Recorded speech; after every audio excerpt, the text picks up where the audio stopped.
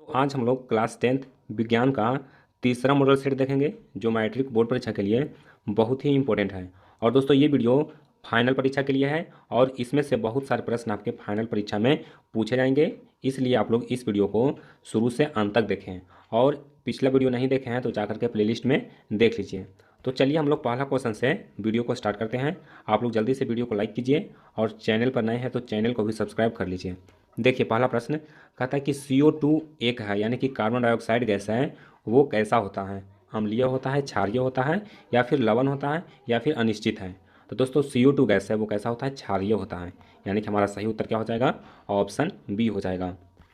चलिए उसके बाद आइए दूसरा प्रश्न। ये भी प्रश्न बहुत ही इंपॉर्टेंट है। देखिए कहता है कि अधातु के ऑक्साइड प्रायः होते हैं, यानी कि अधातु का जो ऑक्साइड होता है वो कैसा होता है? तो देखिए अधातु का ऑक्साइड होता है वो अम्लीय होता है। अब प्रश्न में अगर पूछा जाए कि धातु के ऑक्साइड कैसा होता है, तो देखिए धातु का ऑक्साइड पूछेगा तो हो जाएगा क्षारीय, और अधातु का ऑक्साइड पूछेगा तो हो जाएगा अम्लीय। चलिए उसके बाद आइए अगला प्रश्न में। देखिए कहता है कि कॉपर पाइराइट CuFeS2 अयस्क है, यानी कि कॉपर पाइराइट है वो किसका अयस्क है? तो देखिए इसी में नाम में छुपा हुआ है कॉपर पाइराइट, यानी कि कॉपर मतलब होता है तांबा। तो कॉपर का जो पाइराइट है ये किसका अयस्क है? तो तांबा का अयस्क है। ये बहुत ही आसान क्वेश्चन है, हमारा उत्तर क्या हो जाएगा? ऑप्शन ए हो जाएगा। चलिए उसके बाद आइए अगला प्रश्न में। देखिए चौथा प्रश्न कहता है कि विद्युत अपघटन में ऑक्सीकरण होता है, यानी कि विद्युत अपघटन में ऑक्सीकरण है वो कहाँ होता है? तो देखिए ऑक्सीकरण है वो एनोड पर होता है, यानी कि जो इसका एनोड होता है वहाँ पे ऑक्सीकरण होता है। तो हमारा उत्तर हो जाएगा ऑप्शन ए हो जाएगा। चलिए उसके बाद देखिए पांचवा क्वेश्चन, ये भी मोस्ट इंपोर्टेंट क्वेश्चन है। देखिए कहता है कि निम्नलिखित में से कौन संतृप्त हाइड्रोकार्बन है? दोस्तों कहता है कि कौन संतृप्त हाइड्रोकार्बन यानी कि सेचुरेटेड हाइड्रोकार्बन है? तो देखिए आपको बताए थे कि एल्केन ग्रुप का जितना भी हाइड्रोकार्बन होगा वो संतृप्त होगा, और एल्कीन तथा एल्काइन ग्रुप का जितना भी हाइड्रोकार्बन होगा वो असंतृप्त होगा, यानी कि अनसेचुरेटेड होगा। तो आप लोग जानते हैं कि एल्केन का जो सामान्य सूत्र होता है क्या होता है? CnH2n+2 होता है। तो देखिए CnH2n+2 ग्रुप का कौन है? तो देखिए C4H10। देखिए 4 दूना 8 और 2 10, यानी कि C4H10 है वो किस ग्रुप का है? एल्केन ग्रुप का है। तो यह कैसा होगा? संतृप्त हाइड्रोकार्बन होगा। उसके बाद आइए छठा क्वेश्चन में। देखिए 6 नंबर सवाल कहता है कि हीरा एवं ग्रेफाइट, हीरा एवं ग्रेफाइट क्या है? तो कार्बन का अपरूप है। हीरा और ग्रेफाइट क्या है? कार्बन का एक अपरूप है, यानी कि ऑप्शन डी हमारा बिल्कुल सही आंसर होगा, कार्बन के अपरूप।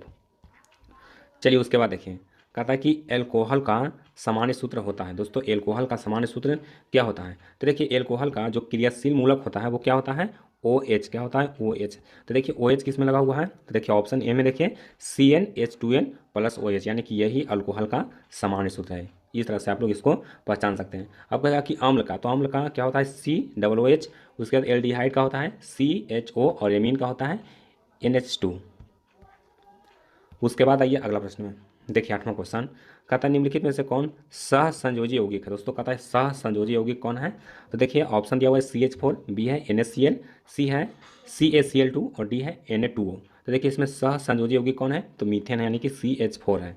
ऑप्शन ए हमारा बिल्कुल सही उत्तर है। चलिए उसके बाद आइए देखिए कहता है कि कार्बन क्या है? कार्बन क्या है? तो कार्बन एक अधातु है। कार्बन क्या है? अधातु है, यानी कि ऑप्शन बी हमारा सही उत्तर है। चलिए उसके बाद आइए 10वां क्वेश्चन। देखिए ये भी न्यूमेरिकल टाइप क्वेश्चन है, लेकिन बहुत ही आसान क्वेश्चन है। इसको आप लोग अच्छी तरीके से समझिए। देखिए कहता है कि 1 वोल्ट मीटर के स्केल पर 0 वोल्ट से 1 वोल्ट के बीच 20 विभाजन चिन्ह है, तो वोल्ट मीटर का अल्पमांक यानी कि लीस्ट काउंट कितना होगा? यानी कि देखिए 1 वोल्ट मीटर है और उसका जो स्केल है वो कितना से स्टार्ट है? 0 से और 2 वोल्ट तक गया हुआ है। कितना? सॉरी 1 वोल्ट तक गया हुआ है। और कहता है इसके बीच में कितना विभाजन है? तो टोटल 20 विभाजन है। टोटल कितना विभाजन है? 20 विभाजन है। तो कहता है कि इसका लीस्ट काउंट यानी कि इसका जो एक विभाजन होगा वो कितना करंट को मापेगा, यही आपको बताना है। देखिए इसको कैसे निकालेंगे?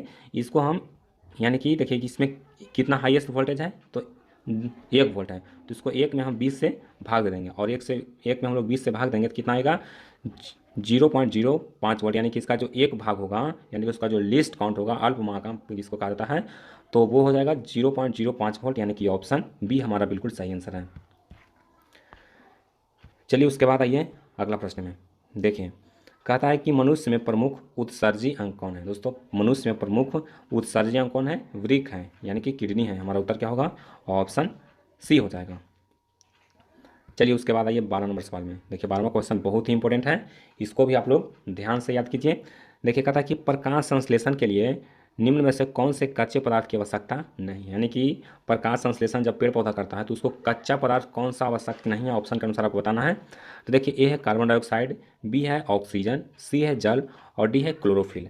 तो देखिए पेड़ पौधा क्या करता है, कार्बन डाइऑक्साइड गैस और जल और क्लोरोफिल की सहायता से अपना भोजन पकाता है, यानी कि उसको ऑक्सीजन की आवश्यकता नहीं होती है। यानी कि हमारा उत्तर क्या हो जाएगा, ऑप्शन बी हो जाएगा। आप लोग जानते हैं कि पेड़ पौधा जो होता है वो कार्बन डाइऑक्साइड गैस लेता है और ऑक्सीजन गैस छोड़ता है, यानी कि उसको ऑक्सीजन की ज़रूरत नहीं होती है। तो इसका उत्तर क्या हो जाएगा, ऑप्शन बी हो जाएगा। दोस्तों जो प्रश्न आपको याद नहीं है उसको आप लोग कॉपी में नोट करते जाइए और उसको साथ में रिविजन कर लीजिएगा ताकि सभी प्रश्न आपसे याद हो सकें। चलिए उसके बाद देखिए अगला प्रश्न। देखिए कहता है कि शरीर में सबसे छोटी रक्त वाहिनी है। दोस्तों शरीर में सबसे छोटी रक्त वाहिनी कौन है, वैना केव है। इसको आप लोग याद रखिए, वैना केव है, यानी कि ऑप्शन डी हमारा बिल्कुल सही उत्तर है। चलिए उसके बाद देखिए अगला प्रश्न। देखिए कहता है कि अधिकतर पादप नियंत्रक उत्पन्न होते हैं, यानी कि पादप कहा जाता है पेड़ पौधे को। कहता है कि अधिकतर पादप नियंत्रक उत्पन्न होता है कहाँ होता है। तो देखिए ऑप्शन ए दिया हुआ है बढ़ते तने के अग्रभाग पर, बी दिया हुआ है बढ़ती जड़ के अग्रभाग पर, उसके बाद सी है फ्लोएम की संवहनी नलियों में और डी है ए एवं बी दोनों। तो देखिए जो अधिकतर पादप नियंत्रक होता है वो तने के आगे भाग पर ही और बढ़ती जड़ के अग्रभाग पर, यानी कि ए और बी दोनों सही होगा, यानी कि इसमें सही उत्तर कौन सा हो जाएगा, ऑप्शन डी हो जाएगा। चलिए उसके बाद आइए अगला प्रश्न में। देखिए कहता है कि पुष्पी पौधे में लैंगिक जनन किसके द्वारा होता है। दोस्तों पुष्पी पौधे में लैंगिक जनन किसके द्वारा होता है। तो ऑप्शन दिया हुआ है पत्तियों द्वारा, बी है तने द्वारा, सी है फूलों द्वारा और डी है बीज द्वारा। देखिए इसका उत्तर हो जाएगा फूलों द्वारा, यानी कि ऑप्शन सी हमारा बिल्कुल सही आंसर है।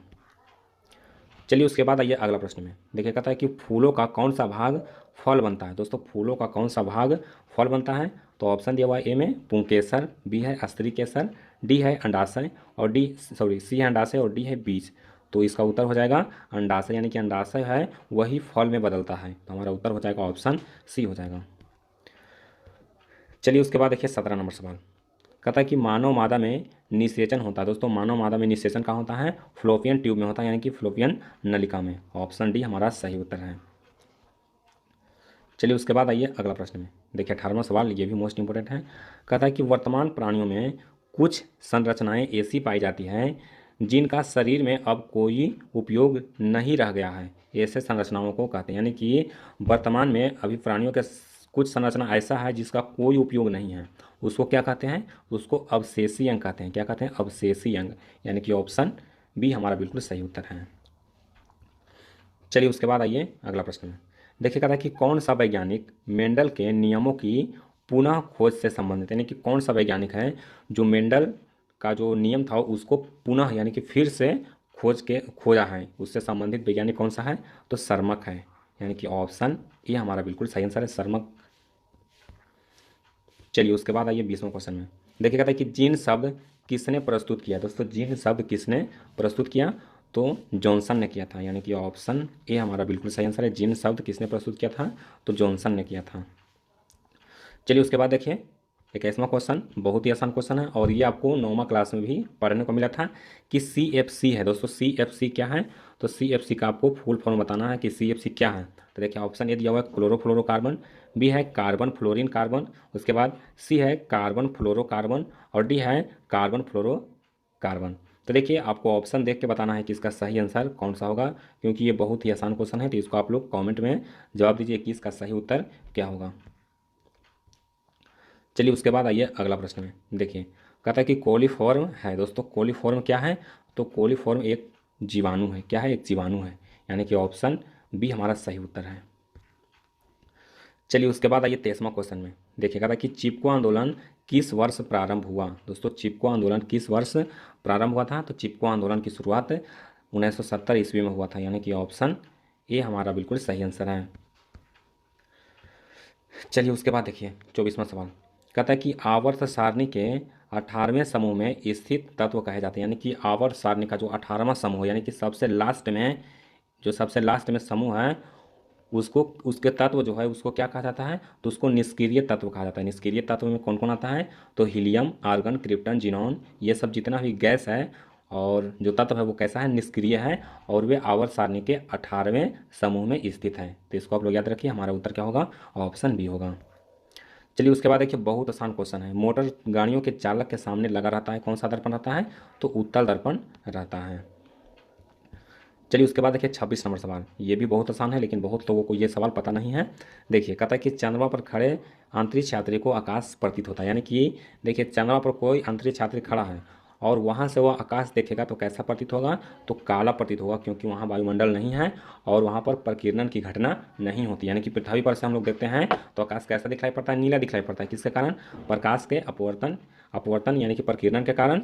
और चंद्रमा पर वायुमंडल नहीं है, इसलिए वहाँ से आकाश कैसा दिखता है, तो काला दिखाई पड़ता है।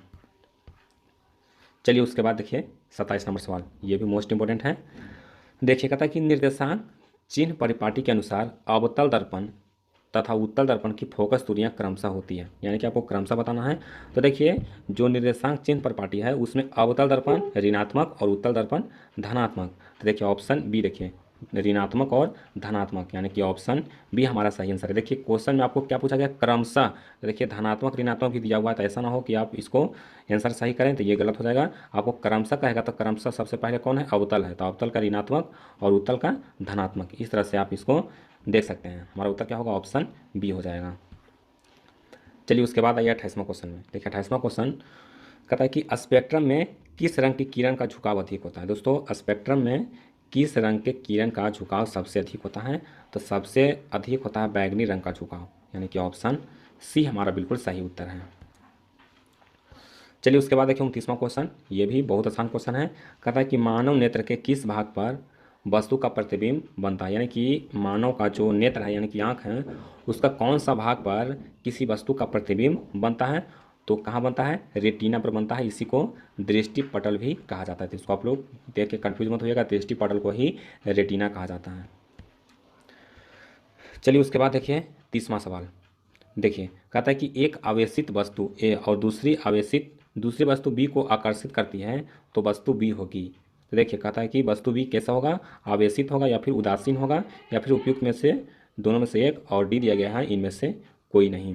तो देखिए इसका जो आंसर हो जाएगा वो हो जाएगा उपयुक्त में से दोनों में से एक। यानी कि देखिए अगर कोई वस्तु ए है जो आवेशित है और वस्तु बी को आकर्षित कर रहा है, तो आकर्षित कर रहा है तो क्या होगा, अगर उदासीन भी रहेगा वस्तु तो इसको आकर्षित करेगा, और अगर आवेशित भी रहेगा यानी कि अगर ये धन आवेश रहेगा और वो निगेटिव चार्ज रहेगा, ऋण आवेश रहेगा, तभी वो आकर्षित करेगा। अन्यथा अगर ये क्या रहेगा, अगर ये भी धनात्मक रहेगा वस्तु भी तो वो क्या करेगा, विकर्षित करेगा, यानी कि अपने से दूर ढकेलेगा। तो इसमें से दोनों में से कोई एक हो सकता है, यानी कि ऑप्शन सी हमारा बिल्कुल सही आंसर है। यानी कि ये वस्तु भी या तो चार्ज होगा या फिर उदासीन होगा। चलिए उसके बाद देखिए 31वां क्वेश्चन, 31 नंबर सवाल कहता है कि स्वतंत्र धन आवेश बस कहता है कि विद्युत क्षेत्र में गति करता है, यानी कि स्वतंत्र धन आवेश यानी कि फ्री जो पॉजिटिव चार्ज होता है वो विद्युत क्षेत्र में यानी कि इलेक्ट्रिक फील्ड में गति करता है। कैसे गति करता है, तो जो कम वोल्टेज से अधिक वोल्टेज की ओर यानी कि निम्न विभव से विद्युत क्षेत्र की ओर गति करता है, यानी कि ऑप्शन बी हमारा बिल्कुल सही आंसर होगा। चलिए उसके बाद देखिए 32वां क्वेश्चन, ये भी मोस्ट इंपॉर्टेंट है। देखिए न्यूमेरिकल का क्वेश्चन है, कहते हैं कि 100 वाट और 220 वोल्ट, 100 वाट और 220 वोल्ट, यहाँ पर देखिए थोड़ा सा टाइपिंग में मिस हो गया है। 100 वाट और 220 वोल्ट के बल्ब के तंतु का प्रतिरोध होगा, यानी कि आपको पावर दिया हुआ है, पावर कितना दिया हुआ है, 100 वाट दिया हुआ है, और वोल्टेज कितना दिया हुआ है, तो वोल्टेज दिया हुआ है 220 वोल्ट। अब देखिए इसमें क्या निकालना है, प्रतिरोध निकालना है, यानी कि आर का वैल्यू फाइंड करना है। देखिए सबसे पहले करंट निकाल देंगे। एक फॉर्मूला होता है पी बराबर होता है वी आई, क्या होता है, पी बराबर होता है वी आई। तो इसमें करंट का वैल्यू निकालेंगे, यानी कि आई बराबर हो जाएगा पी बटा वी। तो पी कितना है, 100 है, और वी कितना है, 220 है। तो इसमें से एक जीरो से जीरो कट गया, बच गया कितना, बच यहाँ पर 10/22। यानी कि देखिए हमारे पास आई का वैल्यू कितना आ गया, आई का वैल्यू आ गया 10/22। अब देखिए आर का वैल्यू निकालेंगे, तो जानते हैं वी बराबर क्या होता है, आई आर होता है, और आर बराबर क्या होगा, वी बटा आई। तो वोल्टेज कितना दिया हुआ है, वोल्टेज दिया हुआ है 220 वोल्ट, और बटा में करंट कितना आया, तो 10/22 है, यानी कि 10 नीचे करेंगे और 22 ऊपर गुना कर देंगे। 22 ऊपर गुना करेंगे तो एक जीरो से एक जीरो, यानी कि 22 गुना 22 कितना हो जाएगा, 484 ओम हो जाएगा, यानी कि ऑप्शन बी हमारा बिल्कुल सही आंसर है। चलिए उसके बाद आइए 33वां क्वेश्चन में। देखिएगा था कि आवेश का एएसआई मात्रक होता है। दोस्तों आवेश का एएसआई मात्रक होता है कूलम होता है। क्या होता है? कूलम होता है। चलिए उसके बाद आइए देखिए, कहता है कि डायनेमो में, दोस्तों डायनेमो में क्या होता है, तो आपको कल के वीडियो में बताए थे कि डायनेमो क्या करता है, यांत्रिक ऊर्जा को विद्युत ऊर्जा में परिवर्तित करता है। यानी कि डायनेमो क्या करता है, यांत्रिक ऊर्जा में को विद्युत ऊर्जा में परिवर्तित करता है। हमारा उत्तर क्या हो जाएगा? ऑप्शन ए हो जाएगा। चलिए उसके बाद आइए अगला प्रश्न में। देखिए कहता है कि आवर्त सारणी में कितने आवर्त हैं। दोस्तों आवर्त सारणी में कितने आवर्त हैं, तो आवर्त सारणी में 7 आवर्त है और समूह कितना है, तो 18 है। उसके बाद आइए अगला प्रश्न। देखिए कहता है कि विद्युत मोटर बदलता है। दोस्तों ये भी क्वेश्चन हम कल बताए थे कि विद्युत मोटर है वो विद्युत ऊर्जा को यांत्रिक ऊर्जा में बदलता है। तो हमारा उत्तर क्या होगा? ऑप्शन बी हो जाएगा। चलिए उसके बाद आइए 37 नंबर सवाल में। देखिए कहता है कि AsNCl2। दोस्तों AsNCl2 क्या है, तो यह एक अवकारक है। यानी कि ऑप्शन बी हमारा बिल्कुल सही आंसर है। अगर क्वेश्चन याद नहीं है तो ये सब प्रश्नों को अपनी कॉपी में नोट करते जाइए। उसके बाद देखिए एक रासायनिक अभिक्रिया दिया हुआ है और बताना है कि यह कैसा अभिक्रिया है। तो देखिए Fe2O3, उसके बाद 2Al, उसके बाद देखिए Al2O3 और प्लस 2Fe। अब देखिए बताना है कि यह कैसा अभिक्रिया है। तो देखिए इस अभिक्रिया में क्या कर रहा है, अल्युमिनियम है वो लोहा को विस्थापित कर दे रहा है। देखिए इसमें अल्युमिनियम अगर हम लोग ऐड कर रहे हैं तो क्या कर रहा है, Al2O3 बना रहा है, एल्यूमिनियम ऑक्साइड बना रहा है और क्या कर रहा है, लोहा को अलग करता है। यानी कि यह कैसा अभिक्रिया हो जाएगा, तो विस्थापन अभिक्रिया हो जाएगा। यानी कि ऑप्शन डी हमारा बिल्कुल सही आंसर है। चलिए उसके बाद देखिए अगला प्रश्न। देखिए 39 कहता है कि प्लास्टर ऑफ पेरिस का जमना कारण है। यानी कि प्लास्टर ऑफ पेरिस है वो किसके कारण जमता है, तो जलांश के कारण, जलासन के कारण। यानी कि ऑप्शन डी हमारा बिल्कुल सही आंसर होगा। चलिए उसके बाद आइए अगला प्रश्न में।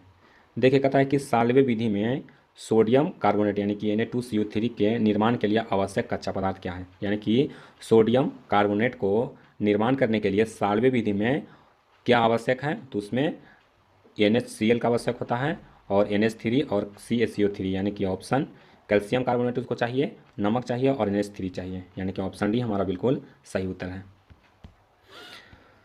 चलिए उसके बाद आइए अगला प्रश्न में। देखिए कहता है कि कौन अंतःस्रावी और बाह्यस्रावी ग्रंथियों जैसा कार्य नहीं करता है। दोस्तों कौन है जो अंतःस्रावी और बाह्यस्रावी ग्रंथि के जैसा कार्य नहीं करता है, तो देखिए ए दिया हुआ है अग्नाशय, बी है पीयूष ग्रंथि, सी है अंडाशय और डी है वृष्ण। तो इसमें हमारा उत्तर जो हो जाएगा वो हो जाएगा ऑप्शन बी हो जाएगा, पीयूष ग्रंथि। चलिए उसके बाद आइए कहता है कि निम्न में से कौन सा अंग संवेदीग्राही नहीं है। दोस्तों कौन सा अंग है वो संवेदीग्राही नहीं है, तो देखिए आपको ऑप्शन दिया हुआ है कान, बी है आँख, सी है नाक और डी है दिमाग। तो दोस्तों इसमें जो हमारा उत्तर हो जाएगा ऑप्शन डी हो जाएगा दिमाग। चलिए उसके बाद आइए 43 नंबर सवाल में। कहता है कि समजात अंगों का उदाहरण है। देखिए समजात अंगों का उदाहरण कौन है, तो आपको ऑप्शन दिया हुआ है हमारा हाथ और कुत्ते का अग्रपाद, उसके बाद भी दिया हुआ है हमारा दांत और हाथी के दांत, सी है आलू और घास के ऊपरी भूस्तटी और डी दिया गया है उपरोक्त सभी। तो देखिए इसमें समजात अंगों का उदाहरण कौन है, हमारा हाथ और कुत्ते का अग्रपाद। यानी कि ऑप्शन ए हमारा सही उत्तर है। उसके बाद देखिए अगला प्रश्न कहता है कि कौन सा अभिलक्षण वंशागत नहीं है। दोस्तों कहता है कि कौन सा अभिलक्षण वंशागत नहीं है, तो ऑप्शन ए दिया हुआ है आँख का रंग, बी है चमड़ी का रंग, सी है शरीर का आकार और डी है बाल की प्रकृति। तो इसमें हमारा उत्तर हो जाएगा शरीर का आकार। यानी कि ऑप्शन सी हमारा बिल्कुल सही आंसर है। चलिए उसके बाद देखिए अगला प्रश्न कहता है कि निम्न में से कौन आहार श्रृंखला का निर्माण करता है। तो देखिए ऑप्शन दिया हुआ है घास, गेहूँ, आम, उसके बाद बी है घास, बकरी, मानव, उसके बाद सी है बकरी, गाय और हाथी और डी है घास, मछली तथा बकरी। तो देखिए इसमें आहार श्रृंखला का निर्माण कौन कर रहा है, तो ऑप्शन बी कर रहा है घास, बकरी तथा मानव। यानी कि ऑप्शन बी हमारा सही उत्तर है। उसके बाद देखिए अगला प्रश्न कहता है कि कौन सा अजैव निम्नीकरणीय कचरा है। दोस्तों कौन है जो अजैव निम्नीकरणीय कचरा है, ऑप्शन ए दिया हुआ टिश्यू पेपर, बी है केले का छिलका, सी है थर्मोकोल और डी है इनमें से कोई नहीं। तो देखिए इसमें से अजैव निम्नीकरणीय कचरा कौन है, थर्मोकोल है। यानी कि ऑप्शन ए सी हमारा बिल्कुल सही आंसर है, यह विघटित नहीं होता है। चलिए उसके बाद आइए अगला प्रश्न में। देखिए कहता है कि कौन सी गैस वैश्विक ऊष्मक के लिए उत्तरदायी है। दोस्तों वैश्विक ऊष्मक मतलब हुआ ग्लोबल वार्मिंग। तो देखिए ग्लोबल वार्मिंग के लिए कौन सा गैस उत्तरदायी होता है, तो CO2 गैस यानी कि कार्बन डाइऑक्साइड गैस उत्तरदायी होता है वैश्विक ऊष्मक के लिए। तो ऑप्शन ए हमारा सही उत्तर है। उसके बाद आइए अगला प्रश्न में। देखिए कहता है कि निम्न में से कौन गंगा प्रदूषण के लिए उत्तरदायी नहीं है। देखिए ऑप्शन दिया हुआ है, ए में गंगा में मछली पालना, बी है गंगा में कपड़े का धोना, और सी है गंगा में अधजले शव को बहाना, और डी है गंगा में रासायनिक अपशिष्ट उत्सर्जन। तो देखिए कौन सा गंगा प्रदूषण के लिए उत्तरदायी नहीं है, तो गंगा में मछली पालना, यानी कि ऑप्शन ए हमारा सही उत्तर है। देखिए 49वां क्वेश्चन बहुत आसान है। कहता है कि सामान्य नेत्र के लिए स्पष्ट दर्शन की न्यूनतम दूरी है, तो कितना है, 25 सेंटीमीटर है। चलिए उसके बाद देखिए कहता है कि मानव नेत्र में जिस भाग पर किसी वस्तु का प्रतिबिंब बनता है वह है, तो रेटिना है, यानी कि ऑप्शन डी इसका सही उत्तर है। चलिए उसके बाद देखिए मानव नेत्र में किस प्रकार का लेंस पाया जाता है, यानी कि मानव का जो नेत्र गोलक है उसमें कौन सा लेंस होता है, तो इसमें उत्तल लेंस होता है, यानी कि ऑप्शन ए हमारा बिल्कुल सही आंसर है। चलिए उसके बाद देखिए 52 नंबर क्वेश्चन कहता है कि अभिनेत्र लेंस की फोकस दूरी में परिवर्तन किया जाता है, यानी कि किसके द्वारा अभिनेत्र लेंस की फोकस दूरी में परिवर्तन किया जाता है, तो पश्चिमाभि द्वारा। किसके द्वारा किया जाता है, पश्चिमाभि द्वारा, यानी कि ऑप्शन सी हमारा बिल्कुल सही उत्तर है। चलिए उसके बाद देखिए कहता है कि एक एंगस्ट्रॉम का मान होता है, दोस्तों एक एंगस्ट्रॉम का मान होता है 10⁻⁻10 मीटर, 10⁻⁻10 मीटर होता है, यानी कि ऑप्शन ए हमारा बिल्कुल सही उत्तर है। उसके बाद देखिए 54 नंबर क्वेश्चन कहता है कि दृश्य प्रकाश में किस वर्ण का तरंगदैर्घ्य अधिकतम होता है, यानी कि जो विजिबल लाइट है उसमें किस रंग का तरंगदैर्घ्य होता है वो सबसे अधिक होता है, तो सबसे ज़्यादा जो तरंगदैर्घ्य होता है वो लाल का होता है और सबसे कम होता है बैंगनी का। चलिए उसके बाद देखिए कहता है कि निकट दृष्टि दोष का निवारण किस लेंस से होता है, तो अवतल लेंस से होता है। उसके बाद अगला प्रश्न कहता है कि स्पेक्ट्रम प्राप्त करने के लिए किसका उपयोग किया जाता है। दोस्तों स्पेक्ट्रम प्राप्त करने के लिए किसका उपयोग किया जाता है, तो प्रिज्म का उपयोग किया जाता है, यानी कि ऑप्शन डी हमारा सही उत्तर है। चलिए उसके बाद देखिए 57 नंबर क्वेश्चन, ये भी आसान क्वेश्चन है, इसको आप लोग बारीकी से समझिए।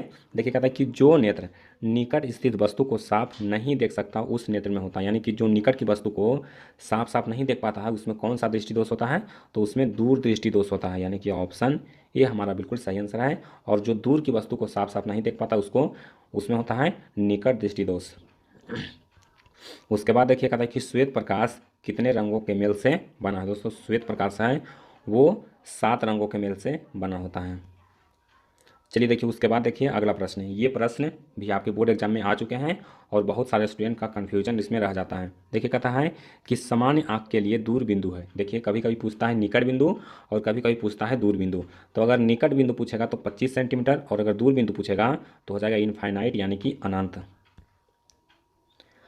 चलिए उसके बाद देखिए अगला प्रश्न देखिए 60 नंबर क्वेश्चन कहता है कि किस दृष्टिदोष को अवतल एवं उत्तल दोनों लेंसों से बने द्विफोक्सी लेंस द्वारा संशोधित किया जाता है। यानी कि देखिए आप लोग जानते हैं कि निकट दृष्टि को हम लोग अवतल लेंस से और दूर दृष्टि को हम लोग उत्तल लेंस से संशोधित करते हैं, लेकिन कौन सा दृष्टि दोष हो जाता है, तो उत्तल और अवतल दोनों को मिला करके द्विफोक्सी लेंस बनाया जाता है, तो उसको कहा जाता है जरा दूरदर्शिता, यानी कि ऑप्शन सी हमारा बिल्कुल सही आंसर है। और देखिए मोतियाबिंद जो होता है वो अधिक उम्र हो जाने के कारण आँख पर एक पतली अपारदर्शी परत चढ़ जाता है, उसी को मोतियाबिंद कहा जाता है।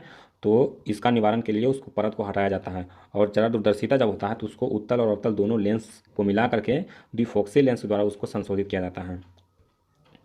उसके बाद देखिए 61 नंबर सवाल कहता है कि मानव नेत्र अभिनेत्र लेंस की फोकस दूरी समायोजित करके विभिन्न दूरियों पर रखी वस्तुओं को फोकसित कर सकता है, ऐसा हो पाना किसके कारण है, तो यह समंजन क्षमता के कारण संभव हो पाता है। यानी कि विभिन्न विभिन्न दूरी पर कोई वस्तु रखा हुआ है तो उसका जो फोकस है उसका प्रतिबिंब वो रेटिना पर बनाता है संयोजित करके, यह किसके कारण होता है, तो समंजन क्षमता के कारण होता है। उसके बाद देखिए अगला प्रश्न देखिए कहता है कि जब सूर्य का प्रकाश वायुमंडल से गुजरता है तो वायु के सूक्ष्म कण किस रंग के प्रकाश को अधिक प्रबलता से प्रकीर्णित करता है, तो नीला रंग का, इसी के कारण आकाश का रंग है वो नीला दिखाई पड़ता है। चलिए उसके बाद देखिए कहता है कि स्पेक्ट्रम में किस रंग का झुकाव सबसे अधिक होता है। स्पेक्ट्रम में किस रंग का झुकाव सबसे अधिक होता है, तो बैगनी रंग का। उसके बाद देखिए अगला प्रश्न कहता है कि नेत्र में प्रवेश करते समय कहता है कि प्रकाश के परिमाण को नियंत्रित करता है, यानी कि जब आँख में बहुत सारा प्रकाश है वो प्रवेश करता है तो उसके परिमाण को नियंत्रित कौन करता है, तो आयरिस करता है, यानी कि ऑप्शन डी हमारा बिल्कुल सही आंसर है। उसके बाद देखिए अंतरिक्ष यात्री को आकाश दिखता है। दोस्तों अंतरिक्ष यात्री को आकाश कैसा दिखता है? तो काला दिखलाई पड़ता है, यानी कि ऑप्शन डी हमारा बिल्कुल सही उत्तर है। उसके बाद आइए अगला प्रश्न में। देखिए कहता है कि आकाश का रंग नीला होने का कारण है। आकाश का रंग नीला होने का कारण क्या है? तो प्रकाश का प्रकीर्णन। क्या है? प्रकाश का प्रकीर्णन। उसके बाद आइए अगला प्रश्न में। देखिए कहता है कि नेत्र में प्रवेश करने वाले प्रकाश के किरणों का अधिकांश भाग का अपवर्तन होता है। यानी कि मानव की आँख में प्रवेश करने वाले प्रकाश का किरणों का जो अधिकांश भाग होता है वो कहाँ से अपवर्तित होता है? तो कॉर्निया के बाहरी पृष्ठ से, यानी कि पृष्ठ पर। तो ऑप्शन सी इसका करेक्ट आंसर है। कहता है कि प्रकाश के किस रंग का प्रकीर्णन सबसे कम होता है? तो सबसे कम होता है लाल रंग का प्रकीर्णन, यानी कि ऑप्शन डी हमारा सही उत्तर है। उसके बाद देखिए कहता है किस रंग के प्रकाश का तरंगदैर्घ्य सबसे कम होता है? किस रंग के प्रकाश का तरंगदैर्घ्य सबसे कम किसका होता है? तो बैंगनी रंग का। चलिए उसके बाद देखिए अगला प्रश्न। देखिए इंद्रधनुष का भीतरी हिस्सा किस रंग का होता है? यानी कि जो भीतरी हिस्सा रहता है वो किस रंग का रहता है? तो पीला रंग का होता है, यानी कि सबसे बीच में कौन सा रंग है? पीला रंग होता है। उसके बाद देखिए अगला प्रश्न मोस्ट इंपोर्टेंट है और ये भी आपके बोर्ड परीक्षा में बार बार आते हैं। कहता है किसी कोलाइडी विलयन में निलंबित कणों द्वारा प्रकाश के प्रकीर्णन को क्या कहा जाता है? तो इसको कहा जाता है टिंडल प्रभाव। क्या कहा जाता है? टिंडल प्रभाव। यानी कि अगर आपको 2 नंबर में पूछ देगा कि टिंडल प्रभाव क्या है, तो इसका उत्तर लिखेंगे कि किसी कोलाइडी विलयन में निलंबित कणों से प्रकाश के प्रकीर्णन को ही टिंडल प्रभाव कहा जाता है। उसके बाद आइए कहता है कि पुतली के साइज को कौन नियंत्रित करता है? पुतली के साइज को कौन नियंत्रित करता है? तो परितारिका करता है, यानी कि ऑप्शन बी हमारा सही उत्तर है। उसके बाद देखिए अगला प्रश्न कहता है कि दीर्घ दृष्टि दोष का उपचार किस लेंस से होता है? देखिए यहाँ पर दीर्घ दृष्टि यानी कि दूरदृष्टि, तो दूरदृष्टि के लिए उत्तल लेंस। चलिए उसके बाद आइए अगला प्रश्न में। देखिए 74 नंबर सवाल। देखिए कहता है कि तरंगदैर्घ्य को समानता व्यक्त किया जाता है, यानी कि तरंगदैर्घ्य है वो किससे मापा जाता है? तो एंगस्ट्रम में मापा जाता है। किसमें? एंगस्ट्रम में। और एक एंगस्ट्रम का वैल्यू आपको बताए थे कि 10⁻⁻10 मीटर होता है। उसके बाद देखिए अगला प्रश्न कहता है निम्नलिखित में से कौन नेत्र का रंगीन भाग होता है? दोस्तों नेत्र का रंगीन भाग कौन होता है? तो परितारिका होता है। ऑप्शन सी इसका करेक्ट आंसर है। चलिए उसके बाद आइए अगला प्रश्न में। देखिए कहता है कि वायुमंडल में प्रकाश के किस वर्ण का प्रकीर्णन अधिक होता है? तो किस रंग का प्रकीर्णन सबसे ज़्यादा होता है? तो नीला रंग का। इसी के कारण आकाश का रंग है वो नीला है। चलिए उसके बाद देखिए 77 नंबर सवाल। कहता है कि प्रकाश की किस घटना के कारण सूर्य हमें वास्तविक सूर्योदय से लगभग 2 मिनट पूर्व दिखलाई देने लगता है? तो वायुमंडलीय अपवर्तन के कारण, यानी कि जब सूर्य डूब जाता है उसके बाद भी 2 मिनट तक हम लोगों को दिखलाई पड़ता है। किसके कारण? तो वायुमंडलीय अपवर्तन के कारण। चलिए उसके बाद देखिए कहता है कि टिंडल प्रभाव प्रकाश की कौन सी परिघटना को प्रदर्शित करता है? तो अभी आपको बताए थे कि कोलाइडी विलयन में निलंबित कणों से प्रकाश का प्रकीर्णन ही टिंडल प्रभाव कहलाता है, यानी कि प्रकाश के प्रकीर्णन को दर्शाता है। चलिए उसके बाद देखिए कहता है कि पानी से भरी बाल्टी, कहता है कि गहराई कम दिखती है, इसका कारण क्या है? यानी कि जब पानी का बाल्टी भरा हुआ रहता है तो उसका जो पेंदी होता है वो उठा हुआ प्रतीत होता है, यानी कि बाल्टी का जो गहराई है वो कम प्रतीत होता है। यह किसके कारण होता है? तो टोटल इंटरनल रिफ्लेक्शन के कारण, यानी कि पूर्ण आंतरिक परावर्तन के कारण होता है। हमारा उत्तर क्या हो जाएगा? ऑप्शन सी हो जाएगा। चलिए उसके बाद देखिए 80 नंबर सवाल। कहता है कि एक साधारण प्रिज्म कितने सतहों से